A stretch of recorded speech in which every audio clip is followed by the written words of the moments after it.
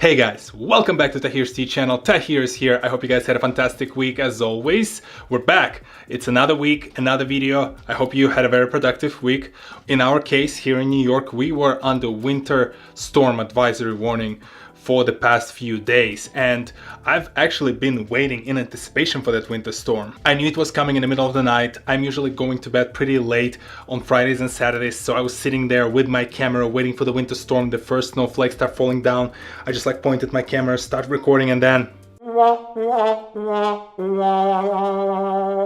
yeah, that snow completely missed us and it hit the cities up north and northwest. And don't get me wrong, I'm not complaining about the fact that we only got less of an inch of snow. I much rather take cold weather that we're about to get the following week than shoveling and getting the snow out of my way. But in any case, we're not here to talk about the weather. In today's video, we're talking about how do you make the most of every circumstance, even when you hit the wall, even when your own brain is trying to convince you otherwise. Let me ask you this. Have you ever caught yourself in a moment where you think, oh my god, I'm in the same loop of wake up, have breakfast, go to work or school, come back, eat dinner, sit in front of a TV or computer and go to bed and keep, repeating that same cycle over and over again? And have you thought of, maybe I should go and switch things up, go take a vacation and travel, take a different job, start a new hobby or a project, but yet your financial or personal circumstances are preventing you from doing that? And even though you are trying, even though you know that you have those barriers in the way, your brain jumps on top of that, just piles up and says, you know what, it's okay, we can keep things the way they are, they're fine. Don't push yourself too hard, just slow down, take your foot off of accelerator. As recently as a few weeks ago, I went through a very similar thought process where I started a new role and I'm loving it and I dive deep into it, so it takes a lot of my time. Obviously my personal life, my kid is still there. I'm trying to keep myself busy and occupied and all those things are just swirling around me. And within that, I'm still very much burning with a desire to go and do more photography. I've enjoyed doing it in 2018, as you guys recall. For the second season, I really wanted to focus on the photography, so we've been doing a lot of that. But for the last month, I just did not have enough time to do that. And I've been sitting there contemplating, like, what can I do? What can I do about my time to make the opportunity to take more photos happen? After a few weeks of going through multiple attempts to go and do something about it, to go outside and take some photos, I just stopped and realized, you know what? Work is not my issue. Family is not my issue. Those things been there and they will continue being there. It's all about my limited mindset when it comes to finding the right opportunity. For some reason, my brain just stuck in that preconceived idea that I need to be somewhere outside in a perfect photography environment to make that photo shoot happen. This is not the way creativity works. Creativity is all about making the most of your circumstances, no matter how limiting they are to your process. And that small of a shift in my mindset pushed me to realization that I do not need to take time away from my family or my job. I just need to take a new perspective on things, literally. We live in a decent-sized house. There's plenty of things here for the better or worse. Why won't I take a new perspective on each and single object in my view, in my sight? And I tried to take a photo of those objects and make it look interesting and unique rather than trying to find this beautiful place somewhere outside to take a photography of.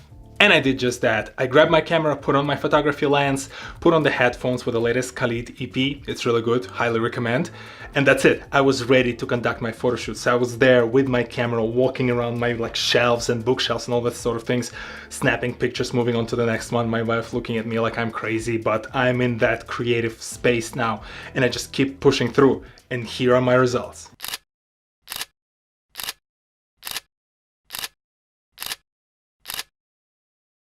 This might not be the best photos I've ever taken, but they represent much more than a set of pixels that I'm going to post on Instagram.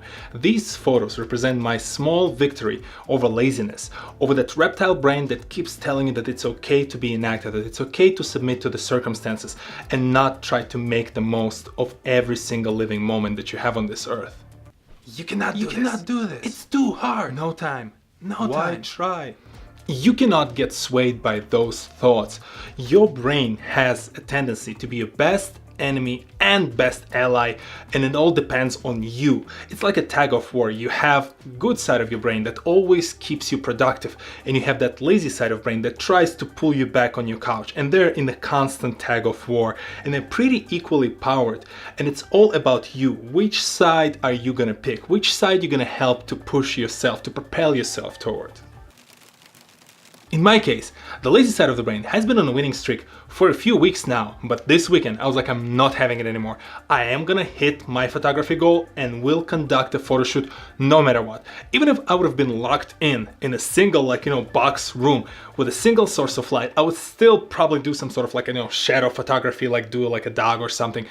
Whatever it takes, I would have hit that goal, because that's what really matters. That is why I believe it is not about being perfect 100% of the time. More frequently, it is about that struggle, that willingness to push yourself through the mud, that willingness to succeed no matter the circumstances is what tells truly successful people apart from the rest of the crowd. And I'm sharing with you this personal approach, this personal story, because this is not a zero-sum game. For me to win, you do not need to lose. We can all win, or at least get better throughout this process. So come, join me. Let's fight those thoughts, fight that laziness, fight that desire to just sit on the couch and do nothing. Put your creativity to use.